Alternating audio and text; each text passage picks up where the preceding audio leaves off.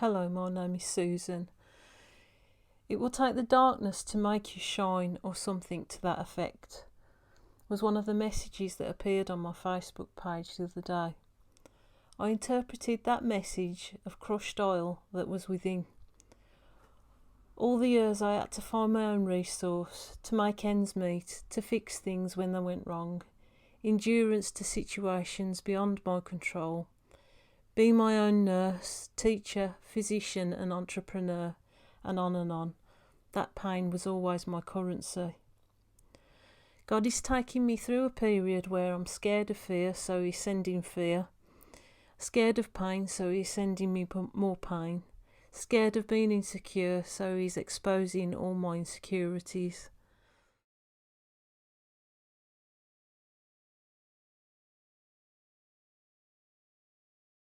When I was a child, around about 7 years old, I had a dream about giving Jesus a drink of water.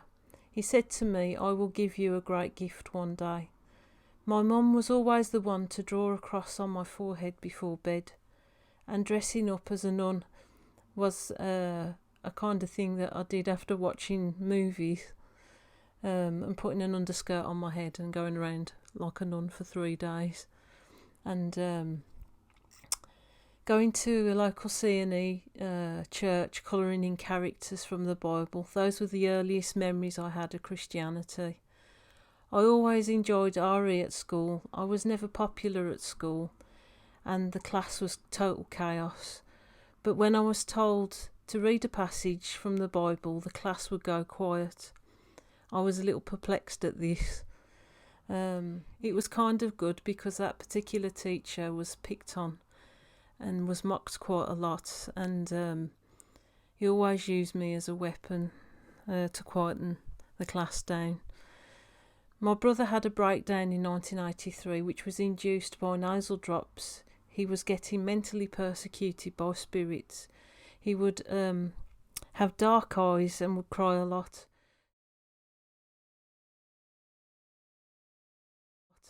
Some of the things he would see, I would see too, such as tape recorders going backwards whilst playing forwards. We had an incident where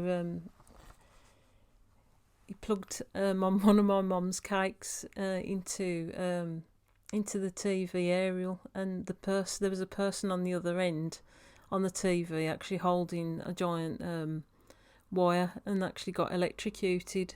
And we pulled it out and he fell on the floor. So that was like a very strange spiritual thing we both witnessed. I was trying to get him to cheer up because he was like always down and in this dark world.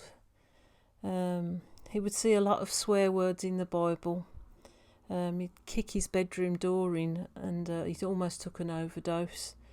The strain of overcrowding in the tower block and unemployment would have contributed a lot to this. Eventually, after 6 months of stopping the nasal drops, he got better. But you never knew whether it was a nasal drops or a spiritual trip he endured, or maybe both.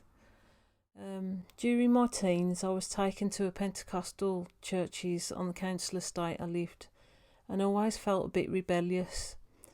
People would faint or get into hysterics in the front row. I kind of thought it was all a bit false for attention. There was thin sermons that would never get to the point of the word. People would interfere and judge your life, or even take the word into their own hands and actually judge you from that word. Not that I'm saying that many in that church wasn't saved, but it was the hypocrisy of that situation that bugged me. So my visits to churches were pretty sporadic. When I had panic attacks, I started reading the Bible a lot more often, out of desperation mainly. And any other events that came in the future, I would always turn back to reading it. My problems were never cured straight away, but it took a while to solve. But it made me a lot stronger that each trial passed. With each trial that passed. As each year went by, I started feeling more angry at the world and would wonder why I was stuck in a tower block and could never move out anywhere via the council or get decent work that would match my qualifications.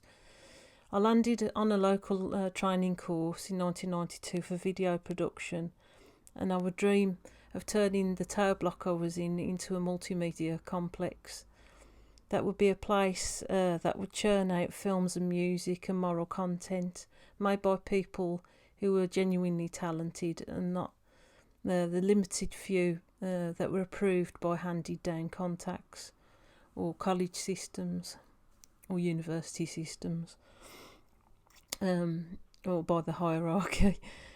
I would never break into creative work no matter how much I tried, whether it be voluntary or not. They always told me it wasn't a realistic goal, and that being a cleaner, shop owner, factory worker was going to be the best it got for me. So I did all those jobs, but still carried on with the music on the side with my brother. This was the closest to fun I got. Me and my brother always had big dreams.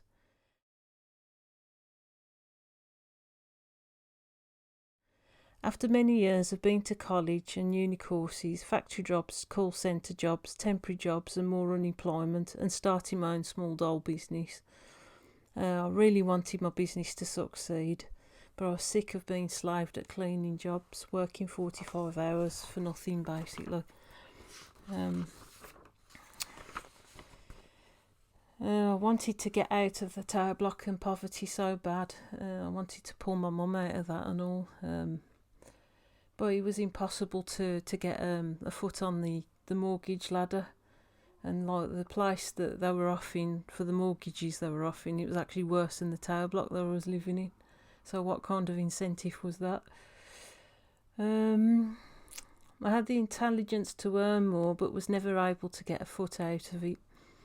And people could have helped me never did, apart from one Christian guy that taught me how to bookkeep.